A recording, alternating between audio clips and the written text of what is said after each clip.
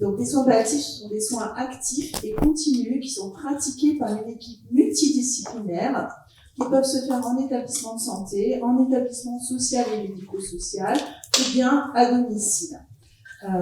Il vise à soulager la douleur, à apaiser la souffrance psychique, à sauvegarder la dignité de la personne malade et à soutenir son entourage. Ils ont pour but de préserver la meilleure qualité de vie possible jusqu'à la mort.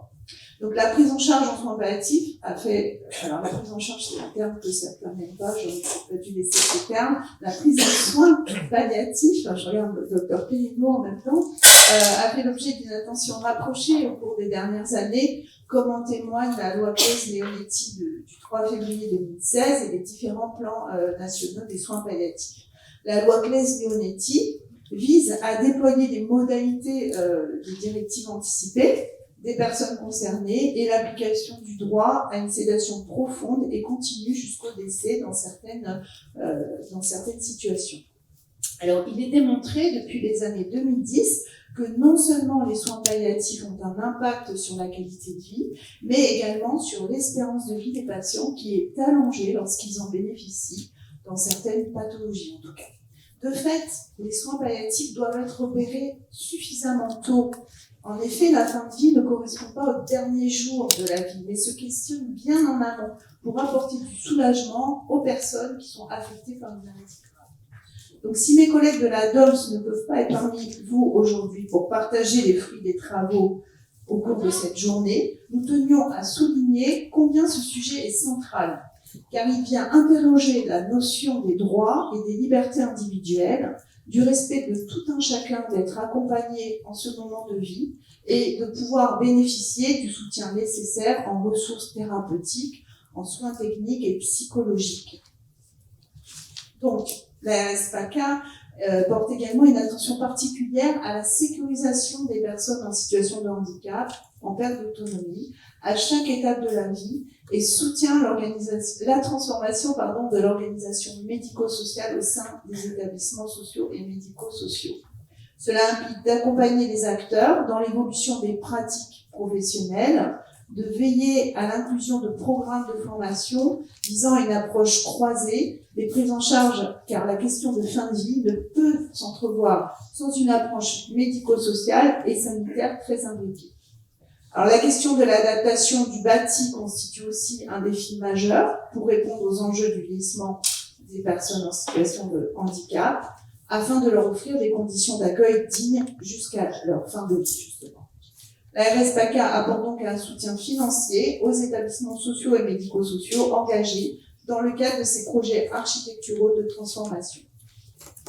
De plus, nous sommes déjà dans une dynamique de capitalisation en termes de bonnes pratiques, notamment grâce à l'implantation de 5 sites de consultation dédiés aux personnes en situation de handicap, qui sont répartis dans 4 départements. Donc vous en avez un pour les Alpes-Maritimes, 2 pour les Bouches-du-Rhône, 1 pour le Var et 1 pour le Vaucluse. Ces sites donc s'inscrivent pleinement dans cette approche qualitative de la prise en soin, de la gestion de la douleur et pourront apporter aussi leur expertise aux établissements sociaux et médico-sociaux.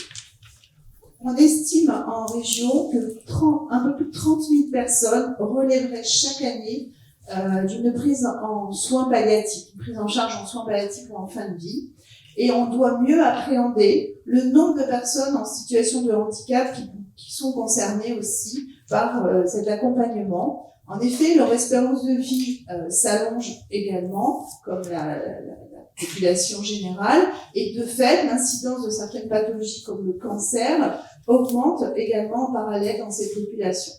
Ces axes stratégiques sont déclinés dans notre feuille de route régionale 2022-2025 de la RSPACA pour la stratégie décennale de lutte contre les cancers, où on va déployer une action plus particulièrement sur le cancer et le handicap, mais également dans notre feuille de route du plan national 2021-2024 des soins palliatifs. Donc, en tant que référent cancer soins palliatifs, je vais vous apporter quelques petits éléments de notre feuille de route soins palliatifs, donc qui va normalement de 2021 à 2024. Bien sûr, elle s'appuie sur les orientations du 5e plan national des soins palliatifs qui a été annoncé en fin d'année 2021 par le ministre de la Santé, M. Véran, à l'époque. Et il y a 3 axes dans ce plan. Un premier qui concerne l'appropriation des droits des patients. Un second qui vise à conforter l'expertise en soins palliatifs en développant la formation et en soutenant la recherche. Et le troisième vise à définir des parcours de soins gradués et de proximité en développant le lien entre l'offre hospitalière de soins palliatifs et la coordination justement avec les établissements médico-sociaux, la médecine de ville, et en garantissant l'expertise dans tous ces endroits. Donc nous, en PACA, on a eu la chance d'avoir des directeurs généraux, 2, depuis que je suis à l'ARS, ça fait 5 ans, qui ont été très sensibles à la question de la fin de vie. On finance 31 équipes mobiles de soins palliatifs, dont 8 qui sont des équipes territoriales qui interviennent à la fois à l'hôpital et en extra-hospitalier, qui vont au domicile, qui vont justement dans les EHPAD et qui peuvent aller dans les établissements sociaux et médico-sociaux. On a 2 équipes régionales ressources en soins palliatifs pédiatriques et on a aussi un dispositif d'appui à la coordination, le C3Z, mon docteur Bottero ici présent, qui aussi a une expertise en soins palliatifs et qui intervient au domicile.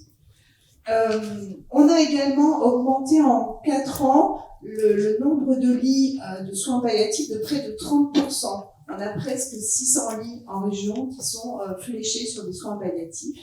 Et notre financement aussi a pu augmenter de 50% depuis 5 ans, avec plus de 21 millions d'euros chaque année qui sont dédiés aux soins palliatifs.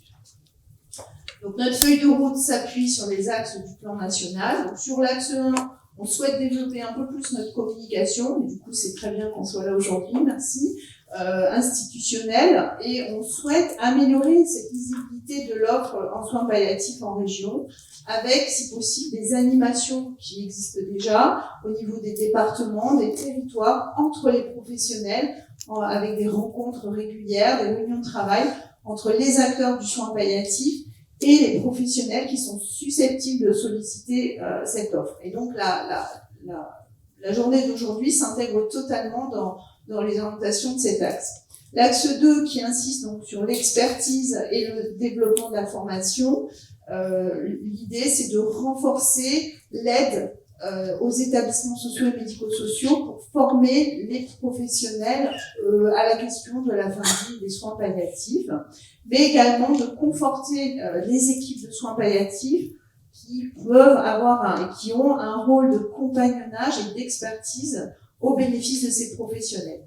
Et donc, dans le même ordre d'esprit, l'axe 3, en fait, qui vise donc à renforcer les compétences palliatives de façon transversale. Un des objectifs majeurs de l'ARS, c'est vraiment de travailler sur les compétences et les liens entre les professionnels des soins palliatifs et les établissements sociaux et médico-sociaux. Et pour cela, on aimerait que les établissements puissent se conventionner avec les équipes de soins palliatifs, mais également avec les structures d'hospitalisation à domicile, HAD, qui peuvent intervenir dans les établissements sociaux et médico-sociaux. Ce sont des véritables structures qui permettent normalement une hospitalisation et permettent aux patients de rester dans son environnement, ce qui me semble est majeur dans le cadre du handicap. Et en fait, au-delà de la symbolique du conventionnement, l'idée c'est de promouvoir les échanges, la formation et le repérage précoce de la fin de vie, mais également l'aspect éthique. Et donc, le questionnement éthique, bien sûr, est incontournable dans le champ du handicap, avec ses principes fondamentaux, que sont le respect de l'autonomie, des choix de la personne, la bienveillance envers elle, la non-malveillance et le principe d'équité de traitement. Donc, dans le champ de ces orientations, la RS-PACA va continuer à soutenir les équipes de soins palliatifs pour qu'elles puissent se déployer encore plus qu'elles ne le font déjà dans les établissements sociaux et médico-sociaux. Nous accompagnons également la mise en place et le déploiement d'astreintes téléphoniques en soins palliatifs dans chaque département, dans le cadre également d'orientations nationales qui se sont décidées suite à la crise du Covid. Donc pour finir ce discours, on peut souligner que la notion de co-construire ensemble est fondamentale pour mieux appréhender collectivement les attentes autour de ce thème, préparer, anticiper et accompagner la fin de vie. Et les questions qu'on se pose sont importantes. Comment améliorer au quotidien les prises en charge au sein des établissements sociaux et médico-sociaux? Avec quels outils? Comment articuler les prises en charge avec l'ensemble des dispositifs qui existent et qui sont mobilisables? On a parlé donc des équipes de soins palliatifs, des sites de consultation dédiés, des HAD, mais il y a également les réseaux de soins SAMSA, les dispositifs d'appui à la coordination. Donc c'est important que toutes ces personnes se parlent et se connaissent. Et puis, il nous paraît important de ne pas laisser de côté l'accompagnement des familles à chaque étape jusqu'au deuil à préparer. Quel soutien pouvons-nous leur apporter dans le respect des personnes? Donc, nous vous souhaitons à tous une journée riche de réflexion, d'échange, de partage d'expériences qui va permettre d'approfondir la connaissance des situations de fin de vie que connaissent les personnes en situation de handicap et d'entrevoir les propositions quant aux améliorations souhaitables dans l'intérêt de ces personnes. Je vous remercie.